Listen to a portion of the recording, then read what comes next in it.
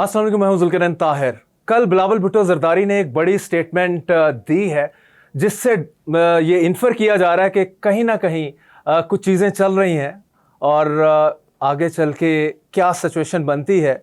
Specially Bilawal Bhutto Zardari कहते हैं कि मैं हर किस्म की कॉन्स्पिरेसी को डिफीट करूंगा। और जो सिंध गवर्नमेंट के खिलाफ प्रोपेगेंडा किया जा रहा है regarding poor performance and corruption का तो वो जिक्र नहीं किया, पुअर परफॉर्मेंस का किया है। तो उन्होंने कहा कि ये इसके पीछे सर्टन एलिमेंट्स हैं कि इनकी तरफ उनका इशारा है। सिमिलरली 28वीं तरमीम की बड़ी बात हो रही है इसमें। 28वीं तरमीम नर्व रैकिंग है इन दैट कॉन्टेक्स्ट। कहते हैं कि नर्व्स के ऊपर है दोनों के, पीपल्स पार्टी और पीएमएल नून के। और ये भी कहा जा रहा है, स्पेकुलेशन कह सकते हैं और अनकन्फर्म रिपोर्ट्स हैं कि हल्के जो हैं वो पीएमएल नून और पीपल्स पार्टी दोनों से उस तरह खुश नहीं है। उसका मेन रीज़न ये है कि इकॉनमी उस तरह से नहीं चल रही जैसे चलनी चाहिए थी। मुल्क आगे नहीं बढ़ रहा। एक तो ईरान की जंग है, उसके नतीजे में जो अवाम को पूरे का पूरा ब्रंट फेस करना पड़ा, it is still going on. Similarly एक इससे पहले स्पेकुलेशन चल रही थी कि प्रेसिडेंट जरदारी जो हैं वो शायद अपनी टर्म पूरी नहीं कर पाएंगे क्योंकि शायद ये ऑफिस उनसे ले लिया जाएगा। और similarly Peoples Party is eyeing up for 2 year term for Bilawal Bhutto Zardari as prime minister. इस हवाले से भी जो है kind of tug of war है बिटवीन द रूलिंग कोलिशन। काफ़ी सारी चीज़ें चल रही हैं, क्या कुछ कुक हो रहा है। और कल की धुआंधार स्पीच जो है बिलावल भुट्टो की कॉन्स्पिरेसीज के हवाले से, इससे पहले उन्होंने एक बात नहीं की, तो लगता है कि चीज़ें कुछ पक रही हैं। तो देखें, ये देख पक के कब तक सामने आती है। साथ में हम बात करेंगे कि पीटीआई का क्या फ्यूचर है। पीटीआई इस टाइम अगर आप देखें, इमरान खान साहब जो हैं उनसे तकरीबन 5 माह हो गए, उनकी फैमिली लॉयर्स को इजाज़त नहीं है, गवर्नमेंट ने इजाज़त नहीं दी कि वो मिल सकें। और शुरू में कुछ लगना शुरू हुआ था फॉर ए वाइल नाउ कि शायद थोड़ी सी स्पेस पीटीआई को दी जा रही है, लेकिन जिस तरह से अब आगे इलेक्शन आ रहा है कश्मीर का, उसमें द वे आप कह लें गवर्नमेंट इज़ बिहेविंग, तो लगता नहीं है कि पीटीआई के लिए अभी भी कोई माफ़ी तलाफ़ी का मामला हुआ है या होने की तरफ जा रहा है। क्या मामलात हैं, क्या इसमें बड़ी रुकावट है? खान साहब की बहनों की पॉलिटिक्स है, पार्टी के अंदर जो लोग चाह रहे हैं कि रिकन्सिलिएशन की तरफ जाएं, बढ़ें टुवर्ड्स एस्टेब्लिशमेंट अभी तक स्टिल होल्डिंग बैक, वो क्यों है? तो ये सारी चीज़ें हम ट्रैक करेंगे। हमारे साथ मौजूद हैं पीपल्स पार्टी के सीनियर रहनुमा बैरिस्टर आमिर हसन साहब। आमिर साहब, वेलकम टू द प्रोग्राम। और सीनियर जर्नलिस्ट हैं अली तारिक, कैपिटल से जुड़े हैं। Ali, welcome to the programme as well. शुक्रिया। बैरिस्टर आमिर साहब, आपकी तरफ आऊँगा। कल बिलावल साहब की जो तकरीर है, इसको डिफरेंट अंदाज से लिया जा रहा है, आप कैसे इसको डिकोड करते हैं? बहुत शुक्रिया जी। देखिए, वारिक का एक अपना तज्जिया है। चेयरमैन बिलावल भुट्टो बहुत पहले से बहुत सी बातें कह रहे हैं। अगर हम स्पेशली सेंट्रल गवर्नमेंट की परफॉर्मेंस के ऊपर बात करें, तो क्योंकि कल उन्होंने वहां पे एक बड़ी शाहराह का इफ्तिताह किया, भुट्टो साहब के नाम से मंसूब है कराची के अवाम के लिए। एक वहां की हुकूमत का एक बेहतरीन ये एक तरह का कदम है। तो उस पर वो बात कर रहे थे, सिंध गवर्नमेंट की परफॉर्मेंस के ऊपर है ये बात। इस तरह कि सिंध गवर्नमेंट को लोगों ने पीपल्स पार्टी को चौथी दफा मौका दिया है और हर दफा पहले से ज्यादा अक्सरियत के साथ भेजा है। इतनी अक्सरियत भुट्टो साहब के दौर में नहीं मिली, बीबी शहीद के दौर में नहीं मिली। इस वक्त तकरीबन 3/4 मेजोरिटी के 3/4 अक्सरियत के साथ पीपल्स पार्टी वहां पे मौजूद है। और अगर परफॉर्मेंस लोगों को पसंद आ रही है तो वो वोट देते हैं। अच्छा, लोगों को तो बड़ी पसंद आ रही है, वहां पे कुछ शिकस्त खुदा अनासर है या जिन्हें पीपल्स पार्टी कभी भी हजम नहीं होती है, तो वो एक प्रोपेगेंडा करते हैं, जी तरक्की नहीं हो रही है या फलां नहीं हो रहा है। वो लोग जो पहले कहते थे जी वहां पे बल्दियाती निजाम नाफिज नहीं है, अब सिंध के अलावा कहीं पे भी नाफिज नहीं है, लेकिन कोई बात नहीं की जाती है।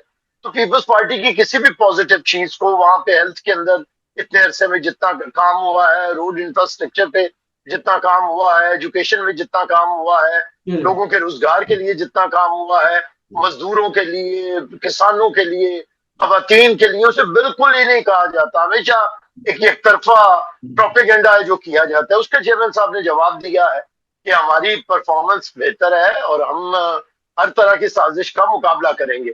और दूसरी बात जो उधर से करने की थी, जो आपने भी अपने इंट्रो में कहा, कि जो पीपल्स पार्टी ने 18वीं तरमीम के जरिए एक तरह से कॉन्स्टिट्यूशन को दोबारा से 1973 के कॉन्स्टिट्यूशन की स्पिरिट के मुताबिक बहाल किया था अपने दौर में, तो आज तक वो बात बहुत से हलकों को डाइजेस्ट नहीं होती है। और वफाकी हुकूमत खुद परफॉर्म अच्छा ना करे, भले वो पीटीआई की पिछली गवर्नमेंट हो या आज पीएमएलएन की गवर्नमेंट हो, वो अपनी परफॉर्मेंस को बताने की बजाय रोना रोते हैं कि जी 18वीं तरमीम, एनएफसी अवार्ड, सूबे खुद मुख्तार हो गए। तो क्या सूबे बेख्तियार कर दिए जाए दोबारा से? वो इशू जिसके ऊपर पाकिस्तान टूटा था 1971 में, वो सूबाई खुद मुख्तारी का इशू था। और बड़ी सारे सूबों ने अप्रिशिएट किया, आप जैसे इंटेलिजेंसिया ने किया, दुनिया में पाकिस्तान में लोगों ने इसे किया कि सूबाई खुद मुख्तारी मिली है। 18वीं तरमीम के जरिए पार्स को डिवॉल्व किया गया प्रेसिडेंसी से, जी जी। पार्लियामेंट पे आई, ले, पार्लियामेंट से लेकिन आप गई, गवर्नमेंट ने सूबों को। राइट आमिर साहब, जो 28वीं तरमीम है जो बिल्कुल दरवाजे पे नॉक कर रही है एट द मोमेंट, इस अगर ये आ गई, इसमें तो अब चीज़ें सामने भी आ गई हैं कि 700 बिलियन जो है बेनज़ीर इनकम सपोर्ट प्रोग्राम का, ये भी उठा के फेडरल को दे दिया जाएगा। और सिमिलरली बेसिकली वसाइल का ही इशू है, जैसे पूरी 18th अमेंडमेंट जो है वो रोल बैक नहीं होगी, लेकिन पार्शली जो है फेडरेशन जो है वो एम्पावर्ड हो जाएगी इन टर्म्स ऑफ उसकी इसकी किटी भर जाएगी, मतलब पैसे आ जाएंगे, सूबों के पैसे उसके पास चले जाएंगे काफ़ी हद तक। तो ये तो प्लान तकरीबन बन गया है, और इसी प्लान को लेके पीपल्स पार्टी पे ज़रा थोड़ा सा मुश्किल टाइम है इस हवाले से। देखिए, मैं यही बात कर रहा था कि हमने जो डिवॉल्व की थी पास मरकज से सूबों तक, अब सूबों ने नीचे करनी थी, हमने तो लोकल गवर्नमेंट बना दी ना। पंजाब में पिछले तकरीबन 10 साल से कोई लोकल गवर्नमेंट है ना, वहां पे दूसरे सूबों के अंदर है। तो पार्स को डिवॉल्व करेंगे, कौन सी काम है जी के फंड्स मरकज में है? क्यों मेयर को सड़क का इफ्तिताह करना है, या चीफ मिनिस्टर को करना है, या प्राइम मिनिस्टर को करना है? पहले तो अपने निजाम को समझ लें। अगर तो हम समझ लें कि तरक्याती काम मरकज ने करवाना है, तो फिर मरकज को फंड्स की जरूरत है। अगर तरक्याती काम नीचे लोकल गवर्नमेंट्स तक जाना है, तो मरकज को फंड्स की जरूरत नहीं है। दूसरी बात यह है कि हमेशा पीएमएलएन या दूसरी हुकूमतें ये सूबों से, देखिए इस पे गुफ्तगू शनीद की जा सकती है। 28वीं तरमीम आए, 29वीं आए, 30वीं आए, जिसकी आइन इजाजत देता है, हमें कोई एतराज नहीं है। लेकिन आईनी तरमीम का एक प्रोसेस है। जो गवर्नमेंट सादा अक्सरियत में मौजूद नहीं है, वो हमें क्या धमकियां देगी आईनी तरमीम लाने की? आईनी तरमीम तो हमारी मर्जी के बगैर तो ये हुकूमत नहीं रह सकती। अगर तो रह सकती है तो हुकूमत बता दे, अपना बंदोबस्त कर ले, हम साइड पे हो जाते हैं। ये बजट आ रहा है, हम सपोर्ट नहीं करते, पास करवा के दिखा दे। आईनी तरमीम तो अगली बात है ना, पीपल्स पार्टी की सपोर्ट के बगैर बजट पास करवा के सही सही आमिर साहब, आमिर साहब लेकिन आमिर साहब लेकिन रियलिटी तो ये है कि ऑफ कोर्स बाय नंबर्स या जो इस टाइम जमहूरी सेटअप है राइट नाउ, उसके मुताबिक तो आपकी बात बिल्कुल ठीक है। हाइब्रिड सिस्टम है, अगर हाइब्रिड सिस्टम के हवाले से अगर आप देखें तो ताकत तो शायद पीपल्स पार्टी के पास में नहीं है, ना पीएमएल नून के पास है। जिन्होंने वो तरमीम लानी है और उसको अप्रूव करवाना है तो वो करवा ही लेते हैं। हमने माजी में देखा है ये, तो उसमें फिर आप उसको यस भी कर देते हैं at the end of the day. नहीं, हमने कोई ऐसी भी किसी भी तरमीम को हमने यस नहीं किया। अब देखिए 26वीं तरमीम, 27वीं तरमीम जो है, ये दोनों तरमीमें इसमें जी जी। ये देखिए, ये सिर्फ 26वीं 27वीं तरमीम इन्होंने कोशिश की कि बैकडोर चैनल पे हो, लोगों में ना आए। 26वीं तरमीम का हमें मुसवदा मिला, चेयरमैन साहब ने उसे पब्लिक किया, पॉलिटिकल पार्टीज के पास लेके गए, मौलाना फजलुर रहमान के पास लेके गए, पीटीआई बैकडोर पे वहां पे मौलाना साहब के पास बैठी, हमने पब्लिक किया, बार काउंसिल्स में आई, आपके मीडिया में आई, 27वीं तरमीम भी आई। अच्छा, आप बताइए कि उस वक्त भी कहते कि 18वीं तरमीम रोल बैक होने को है, हमने नहीं की। सुबह को पार्टी पे speculations were right that time too. बिल्कुल ठीक। पीपल्स पार्टी वही करेगी जो हमारे मंशूर में है।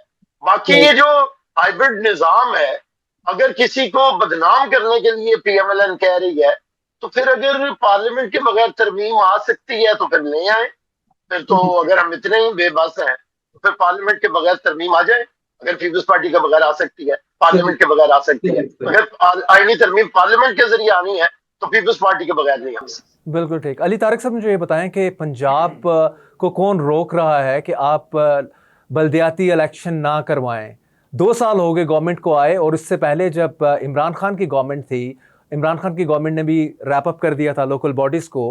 तो ये कहते थे उस वक्त ह्यू एंड क्राई था ऑन द साइड और फ्रॉम पीएमएल नून, लेकिन 2 साल गुजरने के बावजूद भी एक स्टेप नहीं लिया। अगर आप उधर बात कर लें तो कराची में तो लोकल बॉडी है, उनका मेयर भी मौजूद है। लाहौर का मेयर कहाँ है? और मतलब ये सारा काम या चीफ मिनिस्टर मरीम नवाज शरीफ ने ही सारा पंजाब देखना है लोकल लेवल के ऊपर भी।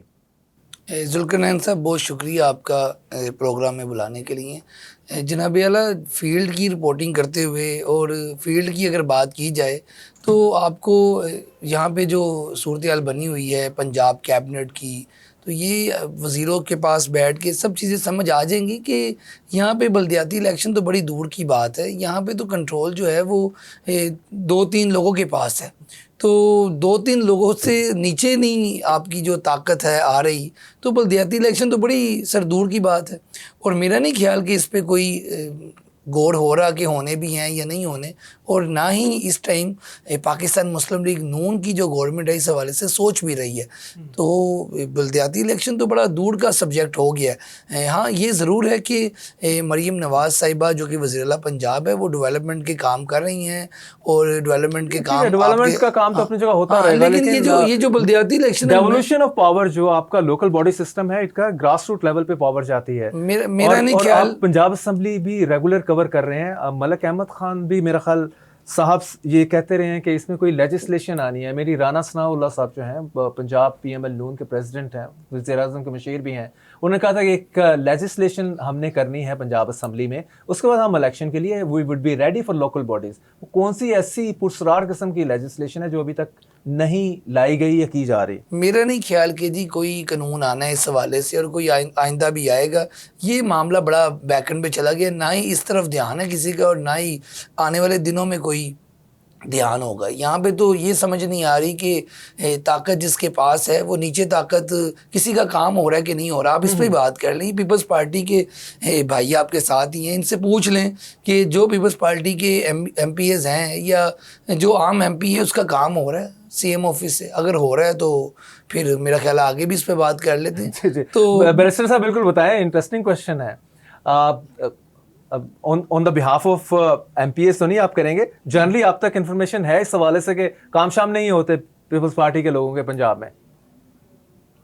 जनरल काम ये तो इसमें कोई छुपी बात नहीं है। हमारा जो इत्तेहाद हुआ था, देखिए मैं थोड़ा सा अगर सिस्टम जो इस वक्त हंग पार्लियामेंट आई थी उसमें पीटीआई सबसे पहले थी, फिर पीएमएलएन थी, हम थे। पीटीआई गवर्नमेंट बनाने से हमने उन्हें ऑफर की, वो भाग गए। पीएमएलएन आई, हमने इन्हें सपोर्ट दे दी। अच्छा, अब ये गवर्नमेंट में हम सपोर्ट कर रहे हैं, हम कैबिनेट का हिस्सा नहीं है, लेकिन ये कैसे हो सकता है कि जिसकी वजह से आपकी हुकूमत कायम हो उसे डे टू डे गवर्नेंस के मैटर्स के अंदर आप इन्वॉल्व ना करें? हमें बिल्कुल भी, हमने कॉन्स्टिट्यूशनल ऑफिस लिए हैं, लेकिन पंजाब के अंदर गवर्नर के साथ जिस तरह का अदम तामुल है वो आपके सामने है। जुमा 8 दिन हुए हैं निहाल हाशमी साहब को कराची में सिंध का गवर्नर बने। प्रेसिडेंट साहब ने इजलास बुलाया तो गवर्नर साहब को भी बुलाया चीफ मिनिस्टर के साथ। चेयरमैन साहब बुलाते हैं, दोनों को बुलाते हैं। कोई मामला हम बगैर मुशावरत के नहीं करते। चीफ मिनिस्टर और गवर्नर का एक वर्किंग रिलेशनशिप है, लेकिन आपको पंजाब में नजर नहीं आता। जहाँ पे आप कॉन्स्टिट्यूशनल ऑफिस को ही इतना बिल्कुल अहमियत नहीं देते हैं, तो फिर उसके बाद आपने एमपीएस को क्या अहमियत देनी है? कितना यहाँ पे पंजाब असेंबली को अहमियत दी जा रही है? हमारे एमपीएस को तो छोड़े जुल्करनैन भाई, यहाँ पे तो पीएमएलएन के एमपीएस को कोई मुंह नहीं लगा रहा, उनके एमएलए को कोई। तो आप तो हम इसको इस तरह से समझ लें कि ये शरीफ फैमिली का रूल है सिर्फ पंजाब में, ओनली शरीफ फैमिली मैटर कर रही है। ये खानदान शरीफा की हुकूमत का असूल है कि ये खुद से आगे नहीं देखते हैं। यही इनकी तारीख है। मरकज में फैमिली का एक मेंबर होता है, सूबे में हमेशा फैमिली का दूसरा मेंबर होता है। ये किसी को नहीं लेके आते। आपने देखा पीपल्स पार्टी की चौथी हुकूमत है सिंध के अंदर, तो भुट्टो फैमिली का तो कोई नहीं आया वहां पे। हमारे सीनियर लोग जो है वो गवर्नमेंट के अंदर शामिल है, लेकिन यहाँ पे तो हम हैरान होते हैं कि शरीफ फैमिली के अलावा शायद किसी में कैपेसिटी नहीं है कि वो पंजाब को रिप्रेजेंट कर सके या पाकिस्तान को कर सके। तो ये उनका स्टाइल है, लेकिन हमें इतराज नहीं, अपनी पार्टी के अंदर जो मर्जी करें, लेकिन कम से कम इत्तेहादी जमातों के साथ आपको ये म्यूचुअल होता है। आप रिस्पेक्ट करें तो रिस्पेक्ट मिलती है। और कितनी देर तक पंजाब में तो हमारे वर्कर बड़े मायूस हैं। हम अपने हमारी जब भी क़यादत के साथ मीटिंग होती है यहाँ पे, तो बड़ी मायूसी का इजहार किया जाता है। प्रेसिडेंट साहब के साथ लास्ट टाइम मैं मौजूद था, यहाँ पे एमपीएस की भी मीटिंग हुई। पंजाब के कुछ 25 लोग थे पूरे पंजाब के, सेंट्रल पंजाब भी और साउथ पंजाब के भी, और हमारे एमपीएस भी थे 25 के करीब। प्रेसिडेंट साहब के साथ मीटिंग, तो उसमें यही बात थी कि लोगों के पास जो पंजाब असेंबली के मेंबर्स हैं उनकी भी शिकायत थी कि हमें बिल्कुल किसी किस्म का कोई ताउन नहीं है, हमें नहीं पता, हम हुकूमत को सपोर्ट भी कर रहे हैं लेकिन हमारा कोई काम नहीं होता। बाकी हमारे इधर पंजाब में तो कोई भी गवर्नमेंट के साथ किसी किस्म का कोऑर्डिनेशन नहीं है। इसी पे हमारे इजलास होते रहे, बड़ी बड़ी मीटिंग्स हुई, गवर्नर हाउस के अंदर हुई, कमेटीज बनी, जी वैसे साहब, फिर उसमें उसमें बातें होती रही। बिल्कुल बिल्कुल वो कमेटी भी बनी, लेकिन पॉइंट ये है कि पीपल्स पार्टी फिर टेक ऑन क्यों नहीं कर पाती पीएमएल नून को। मतलब उसका कोई काम नहीं हो रहा और किसी जगह पे भी कॉपरेशन नहीं है, तो टफ टाइम देने से किसने रोका है। लेकिन इसका आंसर मैं लूंगा एक ब्रेक के बाद। Take a break.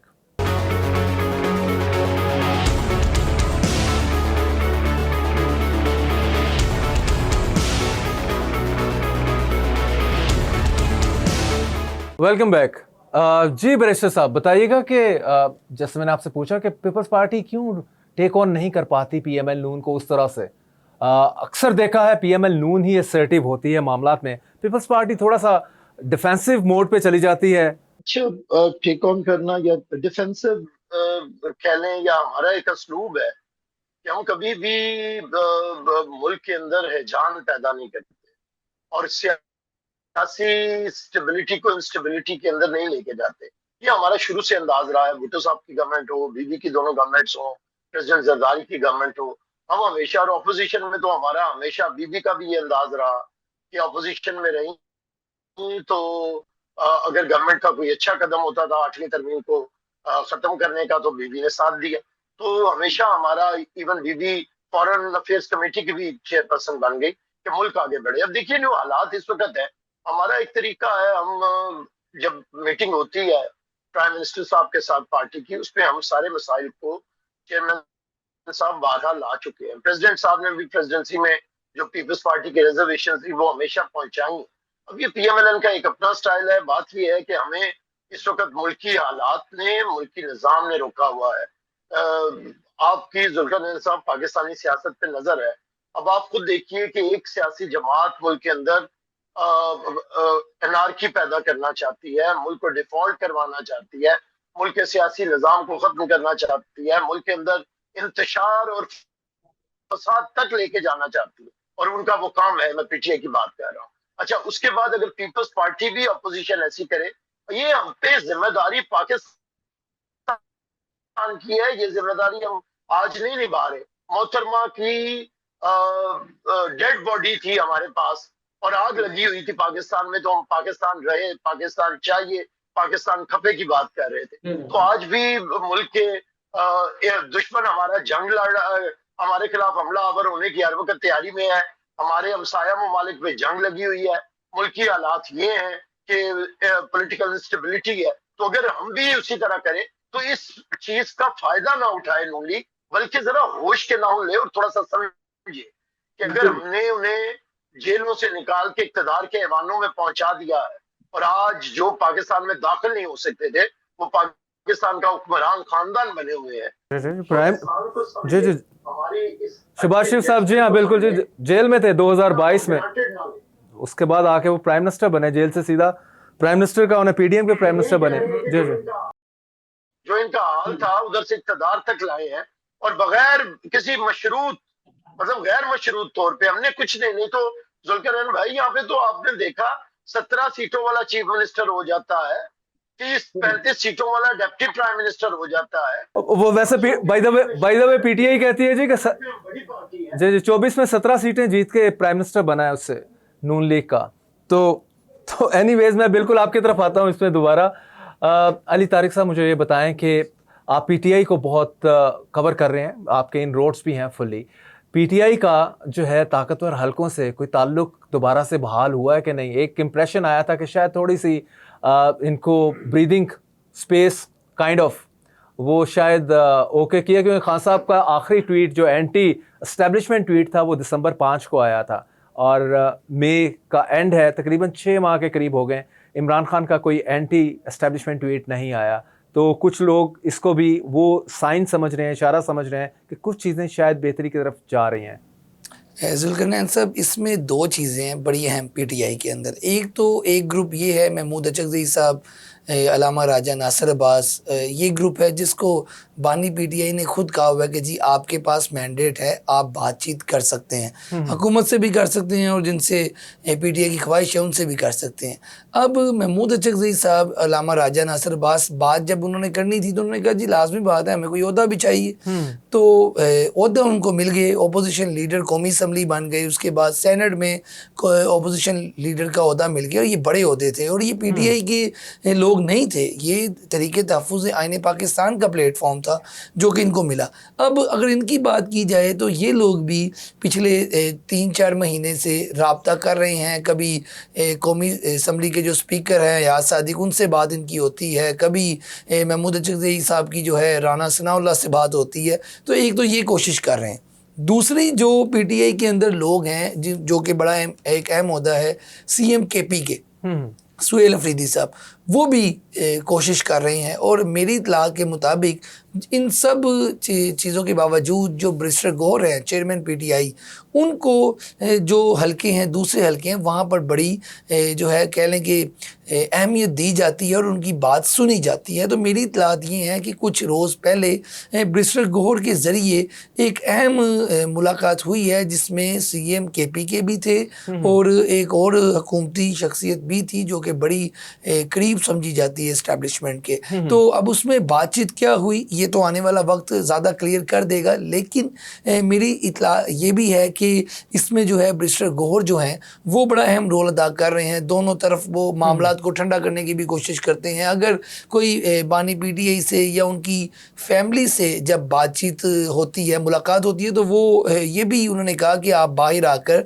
कम से कम कोई सियासी बात या इस तरह की बात ना करें कि आपकी मुलाकातें ना हो। पिछले दिनों जब बुशरा बीबी की फैमिली की मुलाकात हुई है तो ये बात बैरिस्टर गौहर की तरफ से हमने देखा कि लोगों को या उनकी फैमिली को की गई कि आप बाहर आकर कोई इस तरह की बात ना कीजिएगा और फिर ये यकीन दहानी भी कराई गई कि हम इस तरह की कोई सियासी बात नहीं करेंगे। इमरान खान की बहनें कहाँ रुकती हैं, फिर वो बात कर देती हैं और जो एक थोड़ा सा स्पीड वर्क कह लें टुवर्ड्स जो इतना ह्यूज गैप है बिटवीन द ताकतवर हल्के एंड द पीटीआई, उसको ब्रिज अप करने के लिए लेकिन वो बढ़ते बात हैं। आपकी ठीक है, एक बीच में हुकूमत भी तो है ना। अगर इनके पैगाम रसानी हो जाती है, इनके मामला बेहतर हो जाते हैं तो फिर हुकूमत है। आप देखें अगर इमरान खान जेल से बाहर आते हैं मिसाल के तौर पे, तो फिर हुकूमत कहाँ स्टैंड करती है? हुकूमत की तो मेरा ख्याल पूरी कोशिश होगी कि वो बाहर ना आए, जो मामलात हैं वो अंदर ही रहें, गलतफहमियां और चले। तो पॉइंट यही है ना कि इट्स ऑल अबाउट पॉलिटिक्स, जो कि पीटीआई पॉलिटिक्स नहीं कर पाई ना पिछले 4 साल से।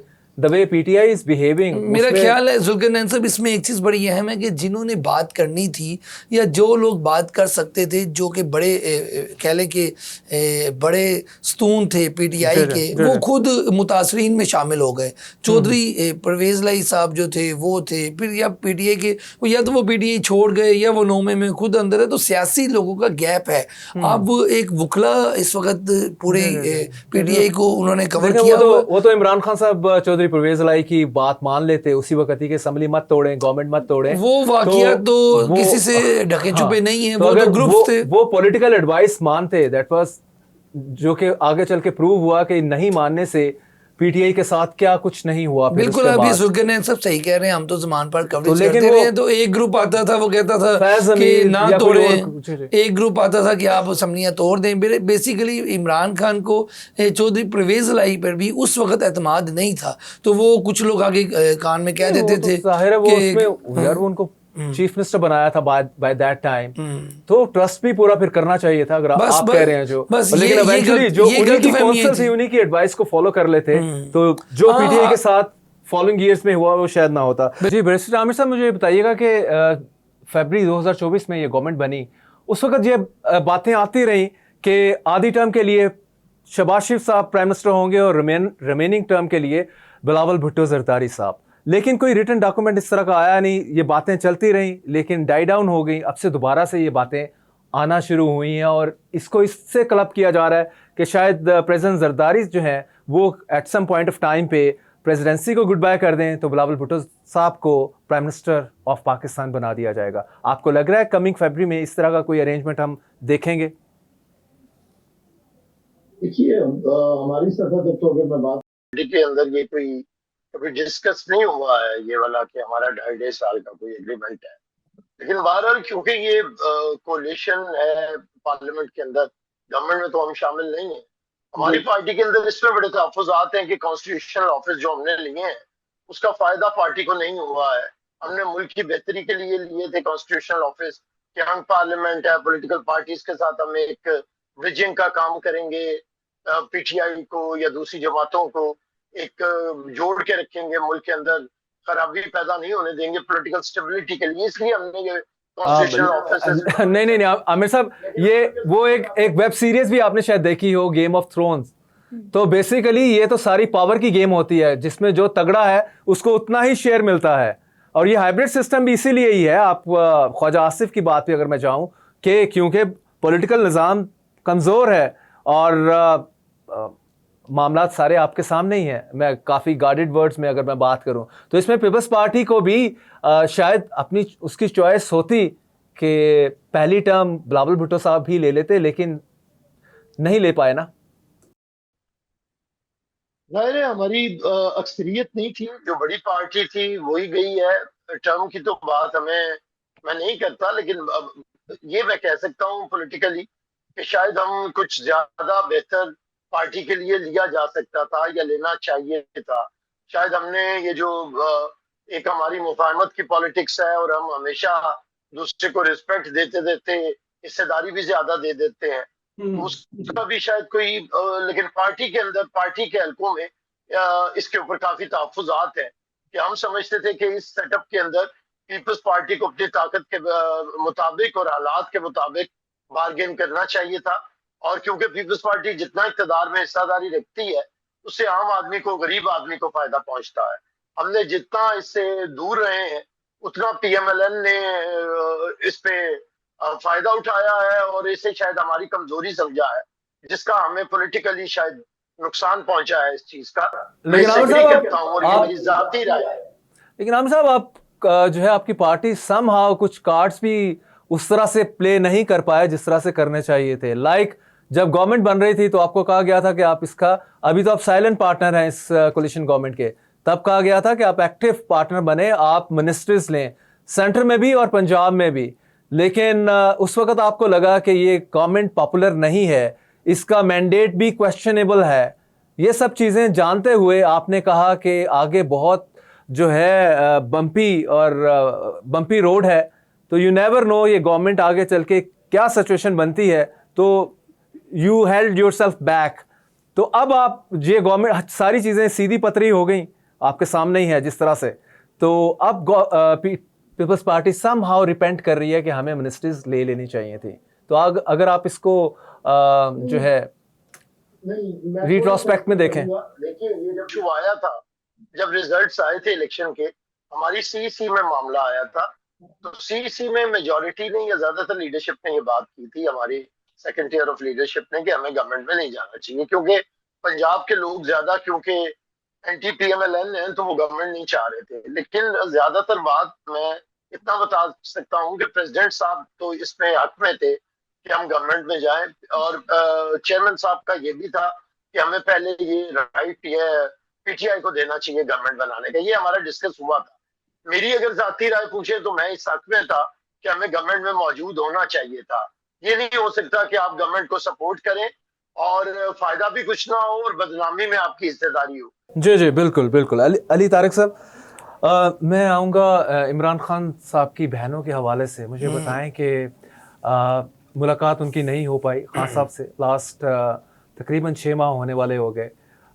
इनफैक्ट पाबंदी उसी वक्त लगी जब 5 दिसंबर की मुलाकात की डॉक्टर उस्मा ने की थी, आई थिंक। और आने के बाद उन्होंने फिर जो है एंटी इस्टेब्लिशमेंट एक बहुत बड़ा कमेंट कर दिया।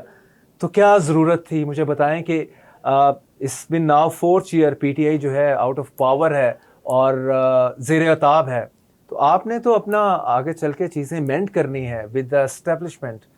तो क्यों नहीं खान साहब की बहनें जो सियासत हैं, सियासत की जो बेसिक्स हैं उसको फॉलो नहीं कर रही? जुल्करनैन साहब, बेसिकली ये जो आप बात कर रहे हैं कि बहनें जो हैं वो क्या बात बार आके करती हैं, ये कहने ये बात और ये जो तहफ़्फ़ुज़ात हैं ये पीटीआई के अंदर लीडरशिप को भी हैं, जो क़यादत है इस वक्त, और जो अंदर लोग मौजूद हैं वो भी ये समझते हैं कि इस तरह नहीं होना चाहिए था। पीटीआई के अंदर अगर अभी भी मैं आपको बताऊं तो अक्सरियत जो है वो ये चाहती है कि मामला जो हैं वो बेहतर होने चाहिए इस्टेब्लिशमेंट के साथ। ये जो एंटी इस्टेब्लिशमेंट बयानियाँ हैं ये नहीं होना चाहिए।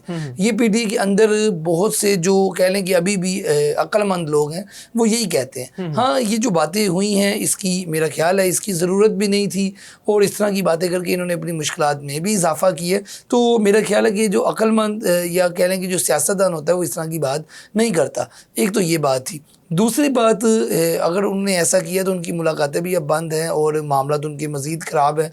तो मेरा नहीं ख्याल कि अब उनकी मुलाकात उनकी बहनों से करवाई जाएगी। मुझे ये लगता है, मेरा तज़किया भी यही है कि मेरा नहीं ख्याल अब होगा। अगर उन्होंने कह दिया एनफ इज एनफ, जो आपने आपको इतने चांसेस दिए जी, तो हर मरतबा आपने वही किया जो आपसे कहा गया कि नहीं ये करना। होना भी नहीं चाहिए। देखिए, अगर एक बंदा ऑलरेडी जेल में है और उसकी फैमिली अगर इस तरह की बात करेगी तो वो फिर किस तरह मामला चलेंगे। तो मेरा ख्याल है कि उनको रोकने की भी कोशिश की गई थी, मतलब कि पार्टी की तरफ से, कि आप ये बात ना करें, लेकिन वो नहीं रुकी, जिसका फिर आपके सामने ही है कि 5-6 महीने हो गए मुलाकात बंद है। और तो आने वाले टाइम पे भी नहीं मुझे लगता कि होगा। लेकिन बहुत से तरफ अभी आप देखें कि सलमान अकरम राजा साहब जो हैं उन्होंने कुछ दिन पहले उनका बहनों के सामने एक कह लें कि आपस में इख्तलाफ नज़र आया। उन्होंने कहा कि 9 तारीख को जो है वो जलसा होना चाहिए था, और सलमान अकरम राजा साहब ने कहा कि जलसा नहीं होना चाहिए था। तो बात ये कि सियासतदान अपना, लेकिन अली तारिक साहब इसमें देखें ना, एजिटेशन की पॉलिटिक्स पीटीआई 4 साल से कर रही है। May 9 भी हो गया और May 9 के बाद जो है होलसेल में कन्विक्शन भी हुई, सजाएं मिली लोगों को। तो पॉइंट ये है कि कोई दूसरा रास्ता भी ऑप्ट करके देख लें। बिल्कुल बिल्कुल, ये बात तो सर, ये बात बिल्कुल ठीक है आपकी। एज अ जर्नलिस्ट हम भी ये समझते हैं कि ये मामला जो है टेबल टॉक पे ही हल होने हैं, लेकिन वो टेबल टॉक जिसने करनी है ना, इधर ही इतना कोई कादावर शख्सियत है। जो लोग कोशिश कर रहे हैं, मेरा ख्याल वो बड़ी देर से कोशिश कर रहे हैं। ऐसा ही चलता रहेगा आने वाले 6 साल तक मामला? मुझे लगता है ये कोई मौजज़ा ही हो तो समझ आती है। अदरवाइज जो मामला या जो बातचीत चल रही है, या फिर जो पीपल्स पार्टी या नून लीग के जो मामला हुए इस टाइम, वो कुछ चीज़ें हों तो समझ आती है। आखिर पे कमेंट कर दीजिएगा। एक जर्नलिस्ट हैं, कहे जाते हैं वेरी क्लोज टू एस्टेब्लिशमेंट, और उन्होंने पिछले दिनों एक खबर ब्रेक की थी कि राब्ते बहाल हो गए हैं पीटीआई के एस्टेब्लिशमेंट के साथ, जिनकी बातचीत हो रही है। आप इसको क्या कहेंगे, सेकंड करेंगे इस खबर को? अगर राब्ते बहाल हैं तो किस? मेरा ख्याल है, देखिए, एस्टेब्लिशमेंट से राब्ते बहाल, जो मैं आपको कुछ देर पहले बता रहा था कि इसमें चेयरमैन पीटीआई बैरिस्टर गौहर का बड़ा अहम रोल है, और उनके घर पे ही एक मुलाकात हुई है। सीएम केपी के भी उसमें थे, और जिस बंदे से मुलाकात हुई है वो एस्टेब्लिशमेंट के बड़ा करीब है, और उस सबसे करीब है इस टाइम, सबसे करीब है। हाँ, लोग समझ जाएंगे। तो हाँ जी, जो तो, इधर जा रहे हैं, उधर जा रहे हैं, इधर जा रहे हैं, सब जगह जा रहे हैं जी। तो उनसे मुलाकात हुई है। उस मुलाकात में क्या बातचीत हुई है, और एक और चीज़, मेरी इतलात के मुताबिक ये जो मुलाकात हुई है वो मुलाकात सीएम केपीके की रिक्वेस्ट पे हुई है, ठीक है। और अब सीएम केपीके की अगर रिक्वेस्ट पे मुलाकात हुई है तो मुलाकात में लाजमी बात है कोई बात हुई होगी। उसमें यही है कि at the end of the day इनको मैंडेट जो है खान साहब का हासिल है कि नहीं है, या उनकी फैमिली का है कि नहीं है? अच्छा, इसके अंदर भी मैं एक और चीज़ ऐड करता जाऊँ। ये भी जो मुलाकात हुई है, ये मेरा ख्याल है कि सियासी तौर पे तो बड़ी अच्छी बात है कि अगर मुलाकात हो गई है, सियासी बातचीत कोई हुई है, कोई रास्ता निकल आएगा। लेकिन पीटीआई के अंदर एक दूसरा ग्रुप भी है जो कह रहा है कि नहीं ये गलत है। तो इनके अंदर इनकी पार्टी का एक पेज पे नहीं है। जब तक ये पार्टी एक पेज पे नहीं होगी, एक फैसला नहीं होगा, जब तक जो है कोई भी मुज़ाकरात, कोई भी चीज़ संजीदा तौर पे जो है ना जुल्करनैन साहब नहीं होगी। क्योंकि जिसने बात भी करनी है उसको भी नहीं पता ना कि सीएम से बात करनी है, गौर से बात करनी है, सलमान राजा से बात करनी है, या फैमिली से बात करनी है। तो लोग कंफ्यूज खुद हैं। इनको चाहिए पहले एक पेज पे आए, फिर एक पेज पे आगे बात करें, फिर जो बात हो उसको समझे या जो है उसको आगे करें। तो मेरा ख्याल कंफ्यूजन इस वक्त बहुत ज़्यादा है। Thank you Ali Tariq. नाज़रीन, सोर्सेस ये भी कह रहे हैं कि वंस ये ईरान यूएस का कॉन्फ्लिक्ट जो है ये सेटल डाउन हो जाए तो पाकिस्तान की पॉलिटिक्स भी एक नई डायरेक्शन लेगी। काफ़ी एक तरह से तकरीबन 2.5 साल से एक तरह की सियासत हम देख रहे हैं। पीएमएल नून रूल कर रही है पीपल्स पार्टी के साथ मिलकर। चीज़ें कुछ टर्न अराउंड हो रही हैं, काफ़ी सारी चीज़ें बैक एंड पे कुक हो रही हैं, पक रही हैं। और पक के उनका नतीजा क्या निकलेगा? वो कहते हैं कि once Iran US conflict is settle down तो उसके बाद आपको नज़र आना शुरू होगा। Let's see for that. आज के लिए नाज़रीन इतना ही। अगले वीक दोबारा मिलते हैं। Stay blessed. अल्लाह हाफ़िज़।